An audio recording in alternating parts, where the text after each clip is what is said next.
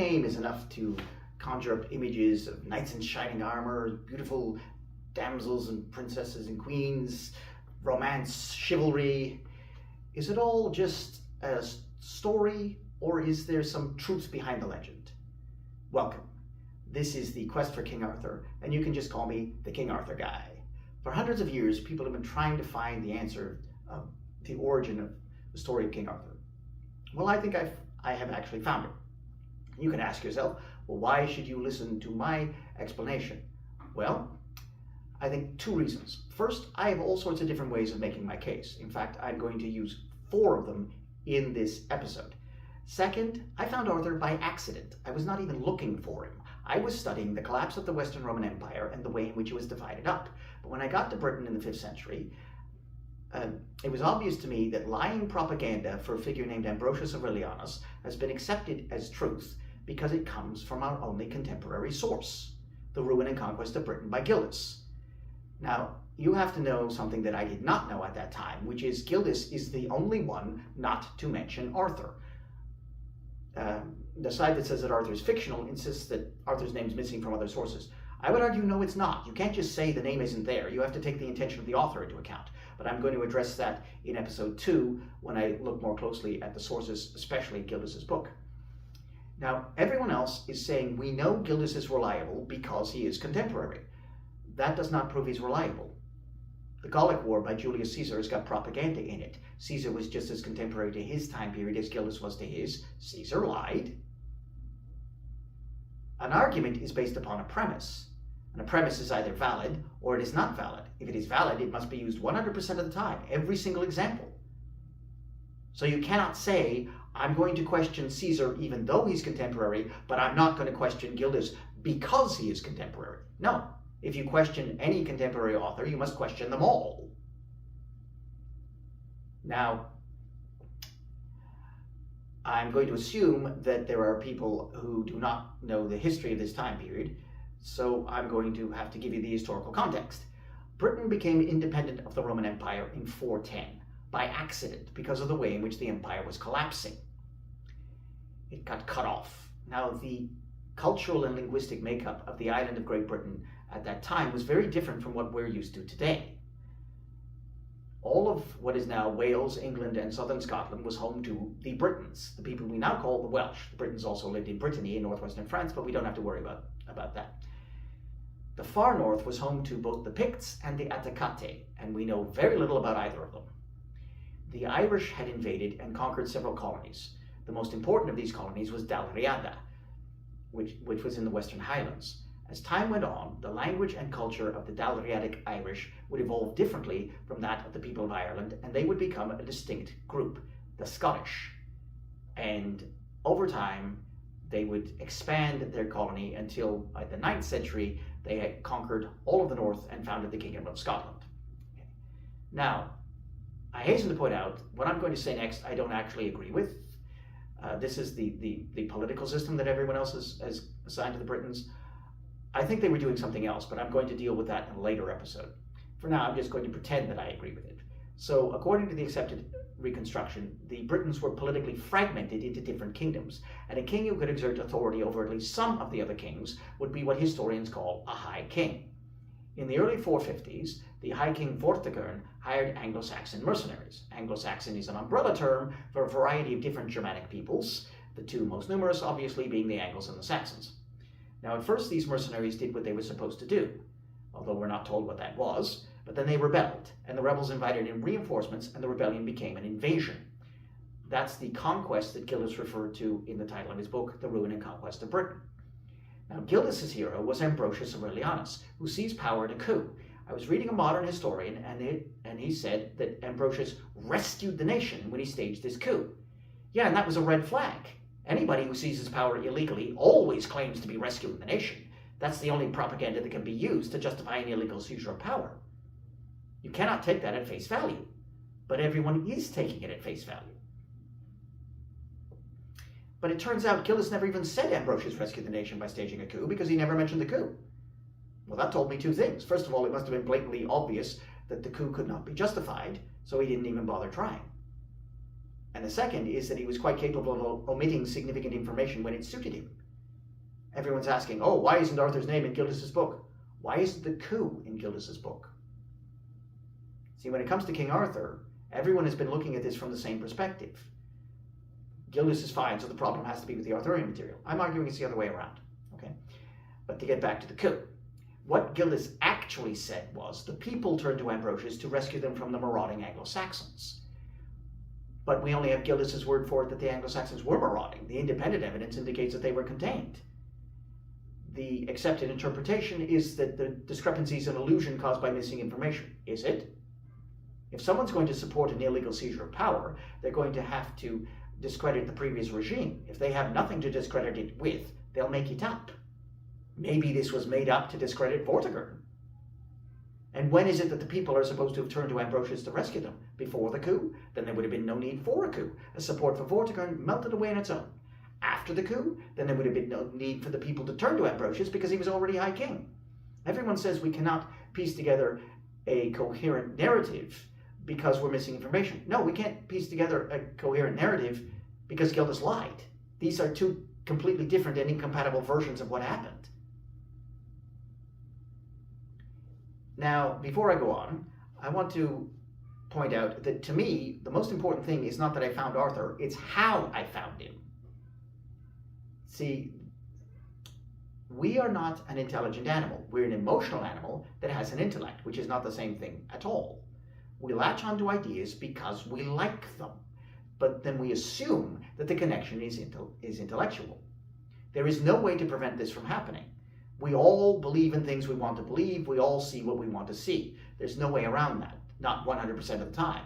But there are ways of avoiding it in certain specific contexts, and critical thinking is the best way of doing that. Absolutely everyone else involved in this says we have to stick to the documentation, by which they mean the historical documentation that covers the island of Great Britain in the 5th and 6th centuries. But as you can see, I don't do that. I've mentioned Mussolini and Lenin and Caesar. That's called inductive reasoning, the use of other examples of the same kind of thing to help understand what you're looking at. That's just one way you can supplement the documentation without indulging in a flight of fancy. See, without going into details, when I was 13 years old, I set out to try and understand why we wage war, even though we know war is evil.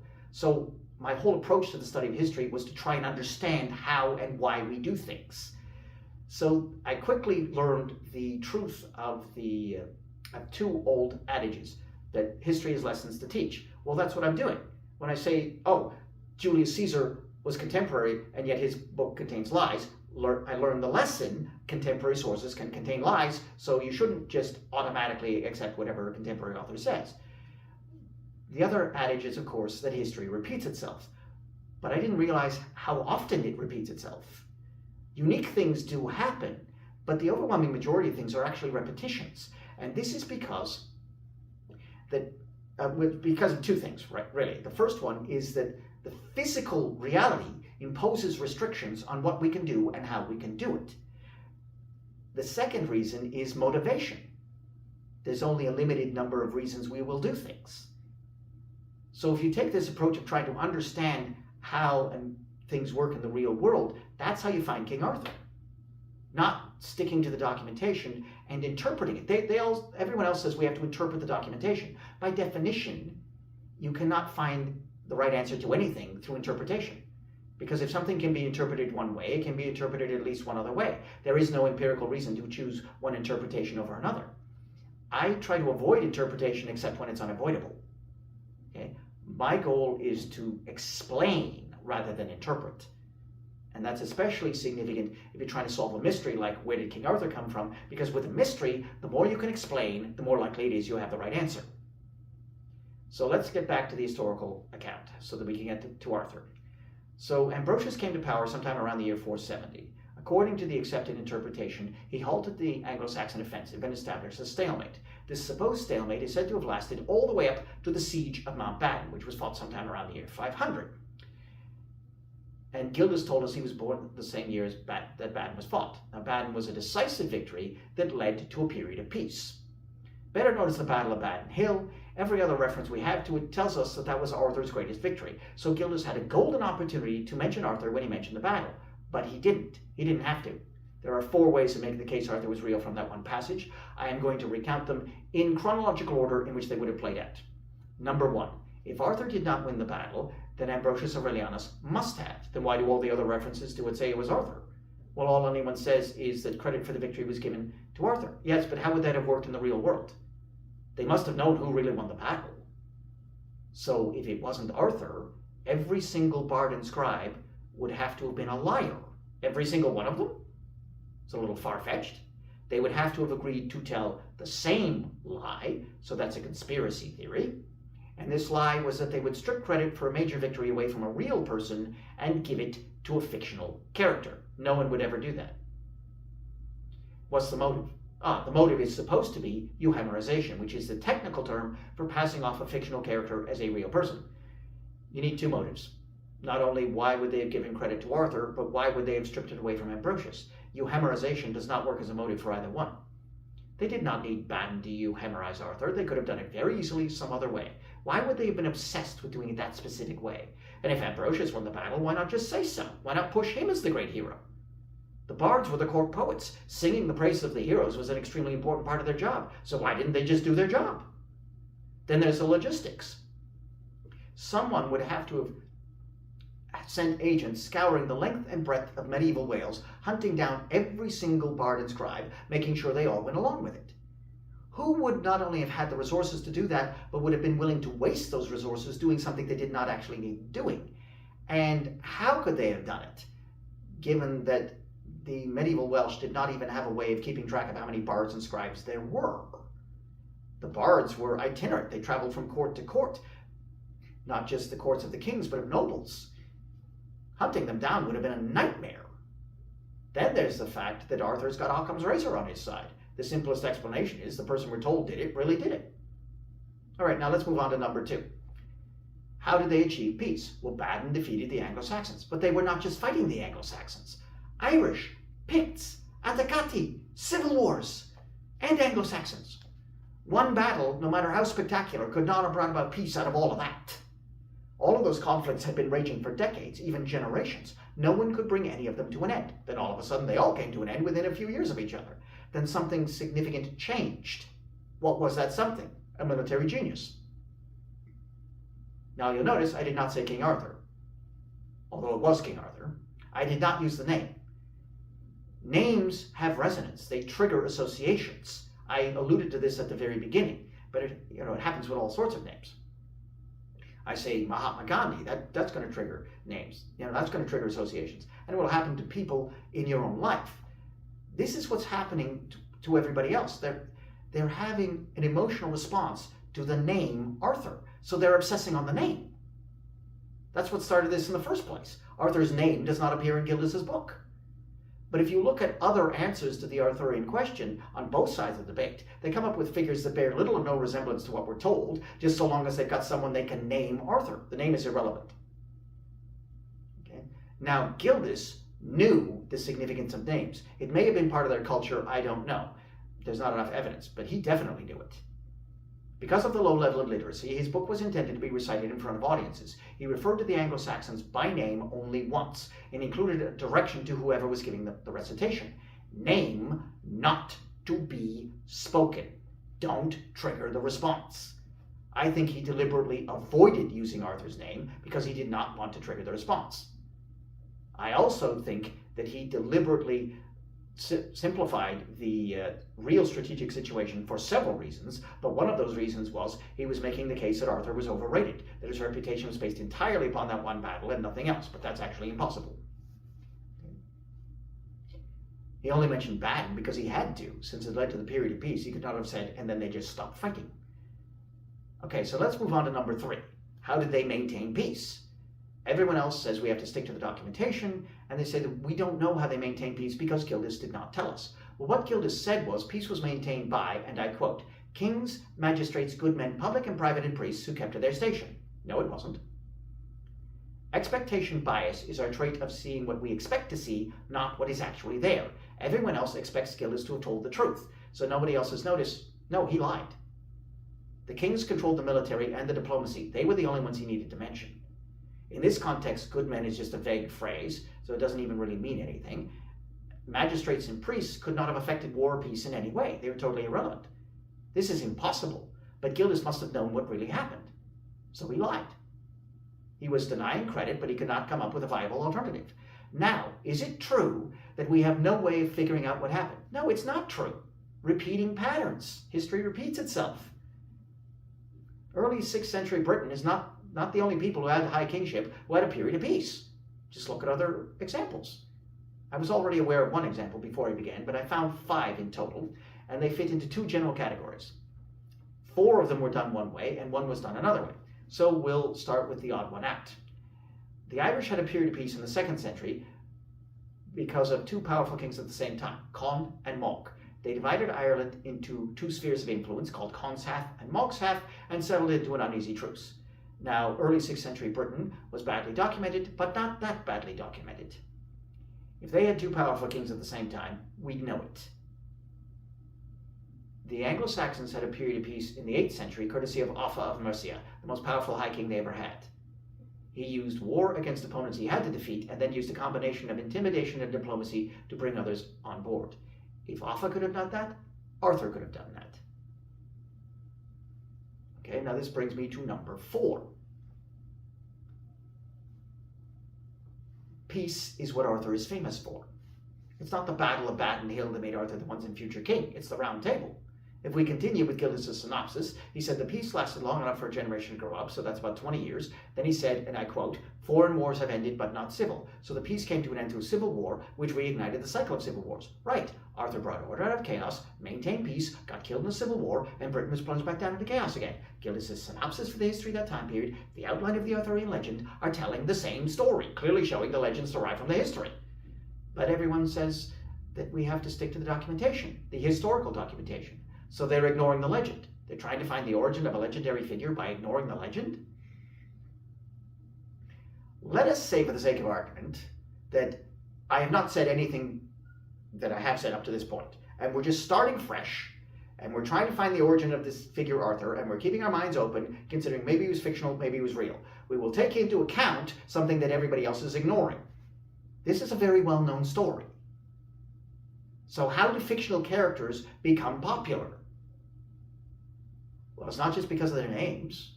People don't keep going back to the stories, the mysteries written by Arthur Conan Doyle merely because his detective was named Sherlock Holmes.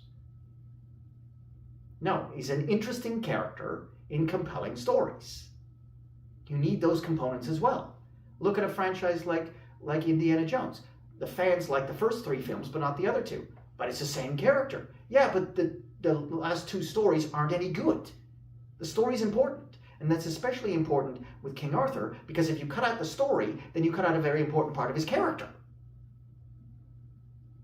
According to legend, Arthur was a great warrior king, but he was also a good king who cared about the people. He gave them what they wanted: peace, stability. He upheld justice. So if you take out the story, then you take out that aspect of his character. That leaves nothing but the warrior king. They had all sorts of war heroes, both real and fictional. None of them became household names. I mean, we should always be explaining. We should always be asking questions, trying to answer these questions. After all, as I pointed out, 4 other kings are known to have maintained peace under these conditions, but none of them passed into legend. Arthur has to have been different from all of them.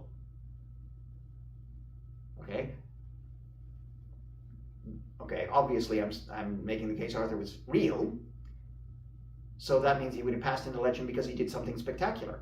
Well, then chances are that something's still in the legend. Either way, you still need the legend. So why did Arthur pass into legend but not those other 4 kings? I should illustrate who they were. So you got Offa of Mercia among the Anglo-Saxons in the 8th century, Brian Boru in Ireland in the 11th century, although his peace was very short. I will deal with those 2 together. First of all, Britain in the early 6th century was much more chaotic than any of the other examples. Western Europe in the 5th and first half of the 6th centuries in general was the most chaotic time period in Western European history. So much so that no fewer than 3 great legends are set during that time period. The Arthurian cycle for the Britons, Beowulf for the Anglo-Saxons, the Nibelungen for the Germans. And they all have one theme in common. They're all about chaos. They're also about other things, but they're all about chaos because They were in chaos. If you look at the other examples, yes, these people had high kingship. Yes, there were problems, but not as bad as the 5th and early 6th centuries. So the people were suffering more, and so they needed rescuing more. Arthur would also have to have been a military genius, which none of the others were. Now, Offa and Brian were both pragmatists. They understood that peace and stability was best for society, but there's nothing to indicate that they actually cared about the people. Now, the other two were both Welsh. Cadwaladr of Gwynedd in the 7th century and Hywel the Good in the 10th century. He's even called the Good. But they only had authority over Wales. So their reputation, they did not affect as many people. So their reputations were not as widespread. On top of that, again, those situations were more stable. And yes, they had reputations for being good kings. But Hywel himself, even though he was called the Good, is also very controversial because he was very pro-English. So nationalistic Welsh to this day tend not to like Hywel. So there are reasons why Arthur comes off as head and shoulders above even these other peacekeepers. But let's get back to the documentation. The documentation was only intended for the ruling elite, so it only reflects their values. They were a warrior class that embraced a heroic ethos that said winning glory through combat was the greatest thing a man could do. Greater than a lifetime of happiness, or amassing great wealth, or finding true love. So naturally, the documentation emphasizes war. They didn't just want glory, they also wanted loot. Individual kings wanted to settle disputes with their rivals. For a variety of reasons, they did not want peace. And since any one of those kings could have started a war anytime he wanted to, they were normally in a constant state of warfare. But the warrior class only made up a fraction of the population. What about everybody else? To most people, war would have been a bunch of marauding thugs who came sweeping through the region doing horrible things. They would have wanted peace, and they're not likely to have attributed this peace to a fictional character. Now, since they were illiterate, the only way they could pass down their view of what happened was through oral tradition, where naturally it got embellished, but whatever changes or additions that were made, they kept the basic outline because the basic outline was the whole point. Arthur the Peacekeeper. Right. So, I've got to the end of the episode. If you've stuck with me this far, I thank you. I hope you will consider liking, subscribing, maybe leaving a comment, perhaps even recommending this to somebody else you think might find it interesting. And I hope you come back next episode where, as I said, I'll take a closer look at the sources, especially Gildas's book. Until then, be seeing you.